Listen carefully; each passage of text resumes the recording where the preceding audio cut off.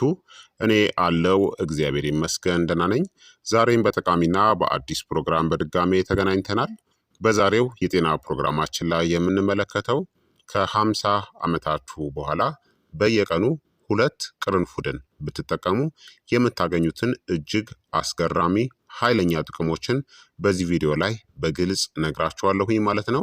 ይህ የጤና ትምህርት ታዲያ ለበርካታ ሰዎችም ጠቃሚ ስለሆነ ሁላችሁም በቅንነት ላይክና ሼር በማድረግ ሌሎችንም አስተምሩ አሳውቁ እላለሁኝ። ጥያቄ ካላችሁ ጥያቄያችሁን በኮመንት ላይ አስፍሩልኝ። በቀጥታ ወደ ጤና ትምህርታችን የማልፍ ይሆናል። ቅርንፉድ መጠኑ ትንሽ ሊመስል ይችላል፣ ነገር ግን በዓለም ላይ ካሉ በጣም ጥቅም ካላቸው የተፈጥሮ ቅመሞች ውስጥ አንዱ ነው። ከ50 ዓመት ዕድሜ በኋላ ሰውነታችን ለብግነት ወይም ለኢንፍላሜሽን፣ ለደካማ በሽታ የመከላከል አቅም፣ ለዝግ ያለ የምግብ መፈጨት፣ ለደም ስኳር ችግሮች፣ ለጅማት መገታተር እና ለኦክሲዲቲቭ ስትረስ የበለጠ ተጋላጭ ይሆናል። ቅርንፉድ እነዚህን ከእርጅና ጋር የተያያዙ ጉዳዮችን በተፈጥሯዊ ሁኔታ ለመደገፍ የሚረዱ ኃይለኛ የእጽዋት ውህዶችን ይዟል። በቅርንፉድ ውስጥ የሚገኘው በጣም አስፈላጊው ንቁ ውህድ ኢዩጅኖል ነው። ይህም ጠንካራ አንቲኦክሲዳንትና ጸረ ብግነት ንጥረ ነገር ነው። ቅርንፉድ በተጨማሪም እነዚህንም ይይዛል: ማንጋኔዝ፣ ፋይበር፣ ቫይታሚን ኬ፣ ካልሲየም፣ አንቲኦክሲዳንቶችን እና ጸረ ባክቴሪያ ውህዶችን። በየቀኑ ከ1 እስከ 2 ቅርንፉድን በጤናማ መንገድ መጠቀም ለጠቅላላ ደህንነታችሁ ረጋ ያለ የረጅም ጊዜ ድጋፍንም ሊሰጥ ይችላል። ታዲያ ቅርንፉድ ከ50 ዓመታችን በኋላ ለምን የበለጠ ዋጋ ይኖረዋል ካላችሁ፣ ሰውነታችን እያረጀ ሲሄድ የኦክሲዲቲቭ ስትረስ ይጨምራል፣ የምግብ መፈጨትም ይዘገያል፣ የደም ስኳር ቁጥጥርም ሊባባስ ይችላል፣ የጅማት ወይም የመገጣጠሚያ መርከምና ብግነት ይነሳል፣ የበሽታ መከላከል አቅማችን ይዳከማል፣ የደም ዝውውራችንም ሊቀንስ ይችላል። ቅርንፉድ ደግሞ ይረዳችኋል፣ ምክንያቱም ብግነትን የሚዋጉ የምግብ መፈጨትን የሚደግፉ እና ሴሎችን ከጉዳት የሚከላከሉ ውህዶችንም ይዟል። እነሱ ተአምራዊ ፈውስ አይደሉም፣ ነገር ግን ከጤናማ ልምዶች ጋር ሲጣመሩ ለተሻለ እርጅና እናም ደህንነት ትንሽ የየቀኑ መሳሪያ ሊሆኑ ይችላሉ። ታዲያ ከ50 ዓመታችን በኋላ በየቀኑ 2 ቅርንፉድን በመውሰድ የምናገኛቸውን እጅግ አስገራሚ 10 ኃይለኛ ጥቅሞችን ልንገራችሁ። አንደኛ፣ ስር የሰደደ ብግነትን ክሮኒክ ኢንፍላሜሽንን ለመዋጋት ይረዳል። ከእርጅና ጋር የተያያዙ ችግሮች አንዱ ትልቁ ድብቅ መንስኤ ስር የሰደደ ዝቅተኛ ደረጃ ብግነት ነው። ብግነት ደግሞ ለእነዚህ አስተዋጽኦ ያደርጋል: የመገጣጠሚያ ህመም፣ የልብ በሽታ፣ የስኳር በሽታ፣ ድካም፣ የአንጎል እርጅና እናም ደካማ የደም ዝውውር። ቅርንፉድ ጠንካራ ጸረ ብግነት ወይም አንቲ ኢንፍላማቶሪ ባህሪ ያለው ኢዩጅኖልን ይዟል።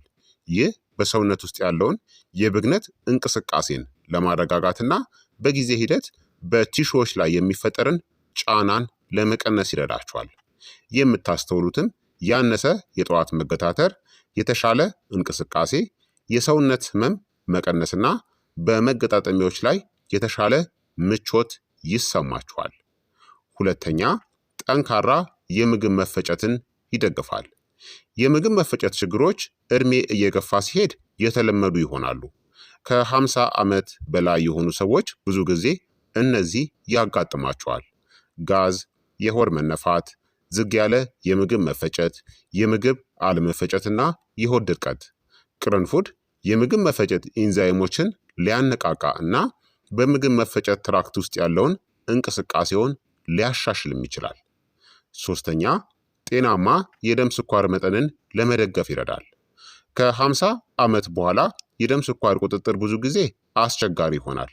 ጥናቶችም እንደሚያመለክቱት በቅርንፉድ ውስጥ ያሉ ውህዶች የኢንሱሊን ተግባርንና የጉሉኮስ ሜታቦሊዝምን ለማሻሻል ይረዳሉ። ይህም ለተሻለ ጉልበት፣ ለረሃብ ስሜት መቀነስና ለተሻለ ሜታቦሊዝም አስፈላጊ ነው። አራተኛ፣ ኃይለኛ የአንቲኦክሲዳንት ጥበቃን ይሰጣል። ቅርንፉድ በአንቲኦክሲዳንቶች እጅግ የበለጸገ ነው። አንቲኦክሲዳንቶች ሴሎችን ከብክለት፣ ከደካማ አመጋገብና ከእርጅና ከሚመጣ የኦክሲዲቲቭ ስትረስ ለመጠበቅ ይረዳሉ። አምስተኛ የልብ ጤናንም ሊደግፍ ይችላል። ከ50 ዓመት በኋላ የልብ ጤና ትልቅ ትኩረትን የሚሻ ጉዳይ ይሆናል። ቅርንፉድ ብግነትን በመቀነስ የደም ዝውውርን በማሻሻልና የደም ስር ስራን በመደገፍ የልብና የደም ስር ጤናንም ሊደግፍ ይችላል። ስድስተኛ የአፍ ጠረንን ለማደስና የአፍ ጤናንም ለመደገፍ ይረዳል። ቅርንፉድ ጠንካራ ጸረ ባክቴሪያ ባህሪ ያለው ለዘመናት ሰዎች የአፍ ጠረንን ለማደስ የአፍ ባክቴሪያዎችን ለመቀነስና የድድ ጤናን ለመደገፍ ቅርንፉድን ተጠቅመዋል። ሰባተኛ የአንጎል ጤናን ሊደግፍም ይችላል። የኦክሲዲቲቭ ስትረስና ብግነት አንጎልንም ይጎዳሉ። በቅርንፉድ ውስጥ ያሉ የአንቲኦክሲዳንት ውህዶች የአንጎል ሴሎችን ከጉዳት ለመጠበቅም ሊረዱ ይችላሉ። ስምንተኛ የበሽታ መከላከል ተግባርን ይደግፋል። የበሽታ መከላከል ስርዓት በእድሜ ምክንያት በተፈጥሮ ይዳከማል። ቅርንፉድ ሰውነታችሁ ኢንፌክሽኖችን ለመዋጋትና በፍጥነት ለማገገም እንዲችል በሽታ የመከላከል አቅማችሁን የሚደግፉ ውህዶችን ይዟል። ዘጠነኛ ከፍተኛ የጣፋጭ ፍላጎትን ለመቀነስም ይረዳል። እንደ ቅርንፉድ ያሉ ጠንካራ ጣዕሞች በአንዳንድ ሰዎች ላይ ጣፋጭ ምግቦችን የመመገብ ፍላጎትን ይቀንሳሉ። ይህ ለተሻለ የሰውነት ክብደት ቁጥጥርን ይረዳችኋል። አስረኛ ጤናማ የሆነ እርጅናንም ይደግፋል። የቅርንፉድ የተቀናጀ ውጤት ብዙ የእርጅና መንስኤዎችን በአንድ ጊዜ በማነጣጠር ጤናማ እርጅናን ይደግፋል። ትናንሽ የየቀኑ ልምዶች በጊዜ ሂደት ትርጉም ያለው ውጤት ይኖራቸዋል። ታዲያ ቅርንፉድን በደህና እና በጤናማ ሁኔታ እንዴት መጠቀም ትችላላችሁ? አንደኛ በየቀኑ ከ1 እስከ 2 ቅርንፉድን መቆርጠም። ከምግብ በኋላ በቀስታ አኝኩ። ጣዕሙ በጣም ጠንካራ ስለሆነ ካስፈለጋችሁ በአንድ ቅርንፉድ ብቻ ጀምሩ። ሁለተኛ የቅርንፉድ ሻይ ማዘጋጀት ነው።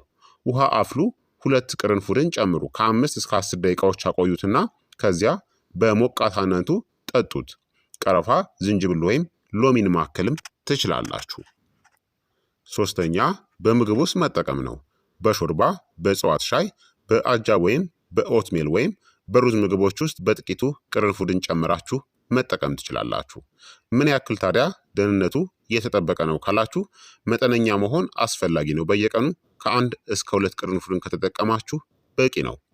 ቅርንፉድን ስትጠቀሙ ደግሞ ጥንቃቄ ማድረግ ያለባቸው ሰዎች ምን አይነት ሰዎች ናቸው? የደም ማቅጠኛ መድኃኒቶችን የሚወስዱ ሰዎች። ቅርንፉድ የደም መርጋትን በትንሹ ሊያዘገየው ይችላል። የደም መፍሰስ ችግር ያለባቸውም ሰዎች ከፍተኛ መጠን ያለው ቅርንፉድ የመድማት አደጋን ሊጨምር ይችላል። እንዲሁም ስሜታዊ ጨጓራ ያላቸው ሰዎች። ብዙ ቅርንፉድ የጨጓራ መቆጣት ወይም ማቅለሽለሽን ሊያስከትል ይችላል። የጉበት በሽታ ያለባቸው ሰዎች። ከፍተኛ መጠን ያለው የቅርንፉድ ዘይት ጉበትን ሊያስጨንቅ ይችላል። ታዲያ ሊወገዱ የሚገባቸው አስፈላጊ ስህተቶች የምንላቸው ደግሞ አንደኛ ከፍተኛ መጠን መውሰድን አስወግዱ። መጨመር የተሻለ ውጤት ያመጣል ማለት አይደለም። ሁለተኛ ፈጣን የሆነ ውጤትን መጠበቅ ነው። ተፈጥሯዊ ምግቦች ጤናን የሚደግፉት በሂደት ነው።